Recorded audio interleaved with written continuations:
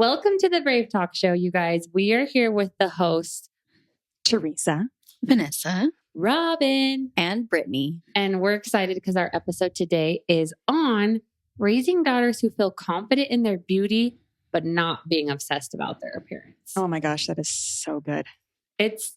I feel like I'm right in the actual realness of it, which is why I chose this topic, because I want my daughter to be confident, but I also don't want her to be conceited and obsessed. And I'm like, she's getting into the tweens, and I'm like, you got to figure it out right now. Yeah. Who So has your daughter is what? How old? She just turned 11. Okay. So you have an 11-year-old. I have a 8-year-old. What about you, Brittany and Vanessa? I have a 14, almost 15-year-old and a 9-year-old girl. I have just an 8-year-old. So we're all in that area. And I actually learned just the other day from a teen specialist named Heather Fraser that 9 is when they start considering your kids to become a preteen, which I was like, what? In this day and age, I can understand that. Because I was like, crazy. I'm really struggling with my 11-year-old. Like, she's so mean and blah, blah, blah. And I'm thinking like, that's going to happen like 15, 16, 17. And she's like, your 11-year-old is considered a teenager. I'm like, no, okay. It does start so early for girls, especially. Well, that makes me feel better, but I'm not prepared. And it lasts a long time. The sass is really bad. It's like different stages of like, I think my daughter is very like strong-willed. I guess probably all our daughters are strong-willed. Like, I think there's like good to it. And then there's like helping guide it to shape it where it's not like out of control. Because I literally believe like you have to allow your kid to like express themselves. Like, but then it's just teaching them how to like guide that, everything they're feeling, because it just, I think they have a lot of emotions that are coming through and they just have no clue what to do with it. So they think like the way to express it is to lash out. Yeah. Yeah. And so I think it's like kind of like, okay, let it out, but now let me help you, show you how you can express it without all this lashing out, So do your daughters, would you say that the daughters that you have are confident in their appearance without being obsessed with their beauty as of now? No. Okay. What's interesting is, so my oldest is a daughter, right? So this is the first time I've ever done this with a preteen. And I feel like growing up, what I was modeled to me was a lot of negative self-talk. Like my mother, love her. And if she listens, love you, mom. But very like, wouldn't ever get in a swimsuit, was always yo-yo dieting, always calling herself fat. I'd watch her weigh herself. She was never good or pretty enough, or she wouldn't go places because she wasn't ready. And so I'm trying to absolutely not model that. I don't think my kids have ever seen me stand on a scale. I don't call myself fat. I'm always saying I'm beautiful. If I hear my kids, I'll like, we don't talk to ourselves like that. So it's really interesting to me because I'm like, there's no way she's getting it from this house because I'm like hypersensitive. But lately she's been like, Mom, I'm ugly and I'm fat. And I'm like, who's it's sad. Even how hard we try here, they're going to pick that up somewhere else. And so I'm kind of panicking and I want your guys' advice on what to do because it's not coming from me. Like I am making sure I'm only portraying self-love, but it's still happening. And you're also good about sheltering them from social media. Right. I My know daughter you're big on doesn't that have because social media. Otherwise I would be like, well, maybe it's the Instagram, but no, it's school. It's school and it's other school girls. And like dance. Like she goes to dance and she dances she's really good for her age. So the girls on her team are like 12, 13, 14, which I'm like, I'm sure they get it from there too. But like, I feel like I've tried to fortify my house. So like, this is a place, but already she's like, I'm not pretty. I'm like, whoa, what do we do? Yeah. Like, what do we do? Yeah.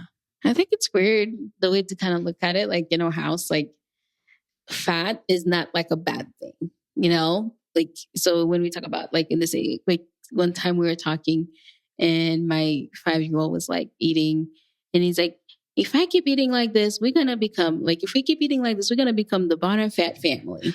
And then we all just laugh because it was funny. And so like, it's like a funny thing. Like we're not going to sit there and get fat, but like to them, it's like not so like focused on how you look, like, because our kids are also growing. They're gonna go through like motion, like even this time, like we go back in our pictures, like, ooh, that face we did not look good. You know what I mean? Everyone has. So I think it's just, you have to teach them, like, it's not like, I think sometimes we focus so much, like, sit down, like, you're not ugly, you're not this, you're not da-da-da. And that focus, it's kind of like, so I think instead of like sitting down, it's like you said, like, hey, look at yourself, and what you see is what you believe. Like, you are gorgeous. Like, we love you. Like, it's not, I feel like it's like zone in on it so much that it becomes an issue, because dance, that's going to be the number one place. Like, because you have to look a certain way. You have to, your hair has to be a certain way. So it's probably coming from there, and you're like, oh my gosh. And I feel like, I don't know if you guys remember my stories. Her whole dance team went and got spray tans, and I was the only mom who didn't let her. And she was like, why not? And I was like, because you don't need to have any sort of anything to make you look different. Like, your skin is perfect. I'm like, why are they getting a spray tan? They're basically saying different. They're basically saying they're not enough. Yep. Yeah. And so I made a big stance with my daughter and my mom and the other moms, and it kind of ruffled some feathers. Good for you. Good for you. People were pissed, but I was like, sorry. So like, I feel like I'm doing such a good job, but I'm like, is this going to be enough? It's just natural. Like, and I think I agree with Vanessa, where you don't, like, make sure that you keep reminding her and keep doing the things that you're doing at your house, but it's just going to happen because of school and because of dance. I don't think there's a girl in the world who escapes it. Yeah. I have a 14, almost 15-year-old daughter who was born with irrational self-confidence. Like, she is my husband to a T, and it is shocking. So she doesn't struggle with these things. But she still does. That's what I'm saying, is she has this confidence level that's insane, where she's like, I'm so good. Yeah, I'm pretty. Yeah, I'm this. And I'm like, wow, that is the opposite. Which one of your daughters? This is Hallie, my oldest. And it's so shocking to me, because it's the opposite of how I grew up. It's the opposite of how I still am. Like, I still have to fight for my confidence, right? And she just was born with irrational confidence, which is amazing. But even she still struggles, where she still has her down days, where she's like, oh, well, I don't look like this girl at school, or I notice I don't do that. And when that happens, I just remind her how beautiful she is. It lasts a few minutes, and then it goes away for her. But I know my 9-year-old Clara is completely different, and it's going to be a new ball game for her. Yeah. You said something that made me think of a conversation I had with my daughter probably a couple months ago. You said something about, oh, I'm not as pretty as so-and-so at school. So, I'm aware, of my daughter and all of the issues that we face, and she's very confident as well. And I kind of wanted to measure, like, how confident are we? Like, are we dealing with some narcissism here, or is this healthy confidence? So I actually was asking her questions. I was like, okay, who is the prettiest girl in your class? And she mentioned some other girl. And I was like, okay. Who is the funniest girl in your class? And she mentioned somebody else. And then I said, who's the smartest girl in your class? And then she said she was. And I was really impressed. I thought, wow, like she seems to recognize that there's different people. She saw where her place was.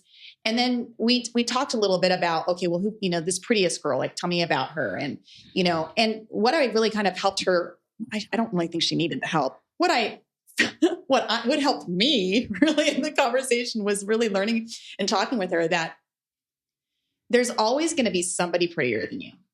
There's always going to be somebody smarter than you. I mean, when it comes down to it, there's always going to be somebody less smart than you. And there's always going to be somebody less pretty than you, and all of the qualities that we might want, and that's okay. And how can we be confident in ourselves without, like, because we're not the prettiest, does that mean that we're not of value? Because we're not the smartest, does that mean we're not of value? Like, feeling confident with where we stand in the whole game, and recognizing there's always going to be somebody that's better, and not to let it affect us and our perception of who we are and our value. So I rated my daughter as healthy, confident. Now, she's only 8, so we'll see how long. I know that, as we get older and puberty starts happening and acne and all the weird things that can change, she is beautiful. Like, I feel like I'm not a biased person. I feel like it's a fact that my daughter is beautiful and she is smart and she is funny. But, things can change as she gets older. So I'm going to keep monitoring it for sure. Yeah. That's what I want to say right now. I like that. I think that's my daughter too. Like, as you were speaking, like, Samaya is super confident. Like, nothing bothers her. like what she wears, like even like has fashion, like she'll go to her friend's house. I'm like, Samantha, let me buy you this. She's like, oh, I don't like that. That's not pretty. I'm like, let me, so she is like, it unbothered to her. And kind of the same way, it's kind of like, okay, is this like, you really are very too confident. Is this healthy? Exactly. But it's kind of the same thing. And I was like, oh, how are your friend at school? She's like, good. And I'm like, she's like, it just doesn't, like you say with Hallie, like she just doesn't like care, like how she looks, like what she like. It just, she's so and I love it sometimes because she's like, somebody says something to her, she's like, and I feel like she gets it from me. And I think that's where we also have to kind of like model a lot of things at home, like because sometimes our kids are watching us, so if we focus so much on like, I need to lose weight, I need to do this, I need to do this, and they're hearing those self conversation even at school when they hear those things, and then those are the things that they're like, oh, I gotta do that too. And so me, like, it's just like, I'm like, I know I need to work out, but like that's not my priority right now, like as long as I'm keeping healthy. And so I think we just have to model it and then just meet them where they're at. I think they're just kid going through that motion, and you just kind of like, okay, you're beautiful, like you're awesome, let's go. I've had an interesting dynamic because I grew up not knowing the trends, not dressing the proper way. I grew up a little chubbier, right? And so I felt like I was always an outcast. I was never the cute, popular girl. And so I see my daughters, and part of me is like, I don't want them to be an outsider like I was. So I'm like, I want to help them with trends. I want to help them dress cute. I want to help them do their hair. But then I know that I can't actually, because there have been times with Hallie where she's dressed or done her hair a certain way. And I've been like, okay, like, should I say something? You sure you don't want to change it? Yeah, do you want to comb your hair? Maybe that would be a good idea to comb your hair. But then I've like, okay, but what message does that send? Yes. If she feels confident going out the door, then she's good. Like we wash her clothes, she showers, she does all of those things. The way that she does her makeup, like I will never tell her to wear more makeup. I'll never be like, hey, like if you ever want makeup tips, I'm happy to do it. But then I stop. Like I don't ever like, hey, can I do your makeup for you? Can I show you some things? I just really stay out of their physical appearance. I'm the opposite. I definitely struggle there. Like my daughter will come out and I'm like, you are not wearing that. You look like a hippie. That's what I say. Like she'll have like this mismatch thing. Hippie? That's great. I know. That's okay. No, when I say that, it's like it's not. I feel like cool you're hippie. It's not boho. Yeah, it's not you are boho. like hippie though. Yeah. No, that's boho. When I say she looks like a hippie, it's like you're wearing things that don't match, or I'll say that you look like a homeless person. I'll say like you look like you're homeless, and honestly, it's my own issue. Like I don't want other people to look at me and think you don't take care of your daughter. Yeah. Like she'll come out and it's like there's stains on the shirt. Her hair is not brushed. I'm like, no, you are not going out like that. You are going to wear a shirt that doesn't have stains and we're throwing that thing in the trash and you're going to brush your hair. But I think really it's selfish. Like I don't want to be seen as somebody who would allow that. And I don't really know that's how to also hygiene. that. Yeah. You know what I mean? get that. I think there's a fine line. Yeah. Yes. So similar story. I used to have perfect curated children. Like they always had their hair done. They always had the cutest clothes, nicest clothes. And it was so exhausting to keep up. And it was 100% because I cared about what other people thought about me. Like I want them to look good and I want them to think I'm the perfect mom. And I had to come to Jesus like 5 years ago where I was like, my kids don't even want to wear these things. Like they'd be like, I don't like those. I'm like, well, we don't wear Thomas the Train on our shoes.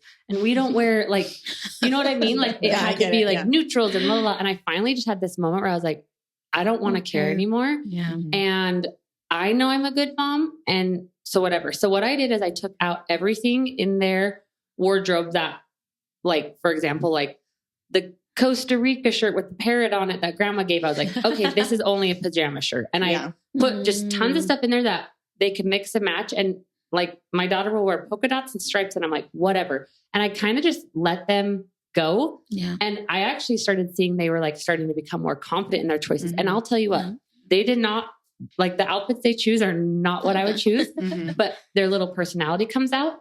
And there's been lots of times where I'm like, oh, okay, they're going out the door, but I've learned it's my issue. Yeah. And now I'm more confident. Right. Yeah. But there is a boundary. Like I'm like, okay, that has a mustard stain. You can't wear that. And yes, we have to brush our hair. But even with the hair, like I used to do perfectly hair. And like my daughter just yesterday was like, I want it down. And it was like all like crimpy. And I'm like, well, do you want to like curl or straighten? She's like, I want it just like this. And I was like, okay, like as long as it's brushed. And it was like, I'll show you a picture. But she didn't care. And she thought my little one, she thought she looked amazing. So I learned that it was more about me trying to control my kids and my image. And once I let it go, they absolutely dress like the wildest style you'll ever see. But as long as they're clean, they've showered, their hair's brushed, they're polka dots on polka dots, it slides. But it's hard. I know most of us moms struggle with that.